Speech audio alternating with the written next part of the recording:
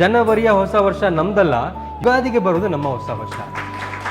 ಇದು ಕ್ಯಾಲೆಂಡರ್ ಹೊಸ ವರ್ಷ ಅಷ್ಟೇ. ಯುಗಾದಿ ನಿಜವಾಗ್ಲೂ ನಮ್ಮ ಹೊಸ ವರ್ಷ. ಯಾಕೆಂದ್ರೆ ನಮ್ಮ ಒಂದು ಪಂಚಾಂಗದಲ್ಲಿ ನಮ್ಮ ಆಕಾಶವನ್ನ 12 ಮನೆಗಳಾಗಿ, 12 ರಾಶಿಗಳಿಗೆ 12 ಮನೆಗಳಾಗಿ ವಿಂಗಡಣೆ ಮಾಡ್ತಾರೆ. ಸೊ ಸೆಪ್ಟೆಂಬರ್ ಏನು ಅಂದ್ರೆ ಆಕಾಶದಲ್ಲಿ ಸೂರ್ಯ ಯಾವಾಗ 7ನೇ ಮನೆಗೆ ಪ್ರವೇಶ ಮಾಡ್ತಾನೋ ಅದು ಸಪ್ತ ಅಂಬರ ಅಂದ್ರೆ ಸೆಪ್ಟೆಂಬರ್. ಸೆಪ್ಟೆಂಬರ್ ನಮ್ಮ ಒಂದು ಪಂಚಾಂಗದ ಪ್ರಕಾರ 7ನೇ ತಿಂಗಳಾಗಬೇಕಿತ್ತು, ಬಟ್ ಈ ಕ್ಯಾಲೆಂಡರ್ ಅಲ್ಲಿ 9ನೇ ತಿಂಗಳಾಗಿದೆ. ಸೂರ್ಯ ಯಾವಾಗ ಆಕಾಶದಲ್ಲಿ 8ನೇ ಮನೆಗೆ ಪ್ರವೇಶ ಮಾಡ್ತಾನೋ ಅದು ಅಷ್ಟ ಅಂಬರ ಅಂದ್ರೆ ಅಕ್ಟೋಬರ್. ಬಟ್ ನಾವು ಅಕ್ಟೋಬರ್ನ ಇಲ್ಲಿ 10ನೇ ತಿಂಗಳು ಮಾಡ್ಬಿಟ್ಟಿದೀವಿ.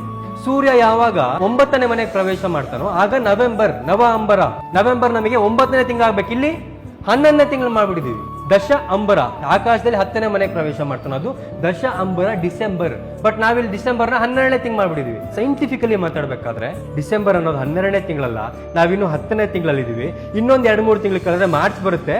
ಮಾರ್ಚ್ ಅಲ್ಲಿ ಸೂರ್ಯ 1ನೇ ಮನೆಗೆ ಬರ್ತಾನೆ, ಮೇಷ ರಾಶಿಗೆ ಚೈತ್ರ ಮಾಸದಲ್ಲಿ ಪ್ರವೇಶ ಮಾಡ್ತಾನೋ ಆಗ ಯುಗಾದಿ ಬರುತ್ತೆ. ಅದು ನಮ್ಮ ಹೊಸ ವರ್ಷ. ನಾವು ಮಾತ್ರ ನಮ್ಮ ಹೊಸ ವರ್ಷನ ಆಚರಿಸೋದಿಲ್ಲ, ಇಡೀ ಪ್ರಕೃತಿಗೆ ಜೀವ ಕಳೆ ಬಂದಿರುತ್ತೆ. ಪ್ರಕೃತಿ ಹಚ್ಚ ಹಸಿರಾಗಿ ಹೊಳಿತಿರುತ್ತೆ. ಇಡೀ ಪ್ರಕೃತಿನೇ ನಮ್ಮ ಜೊತೆ ಹೊಸ ವರ್ಷವನ್ನ ಆಚರಣೆ ಮಾಡುತ್ತೆ. ಬೇವು ಬೆಲ್ಲದ ಜೊತೆಗೆ ಈ ವರ್ಷ ಸಿಹಿಯೂ ಇದೆ, ಕಹಿಯೂ ಇದೆ. ಅವೆರಡನ್ನು ಕೂಡ ಬ್ಯಾಲೆನ್ಸ್ ಮಾಡಿ ತಗೋ, ಎರಡನ್ನು ಈಕ್ವಲ್ ಆಗಿ ತಗೋ ಅನ್ನುವಂಥ ಒಂದು ಸಂಸ್ಕೃತಿ ನಮ್ಮದು.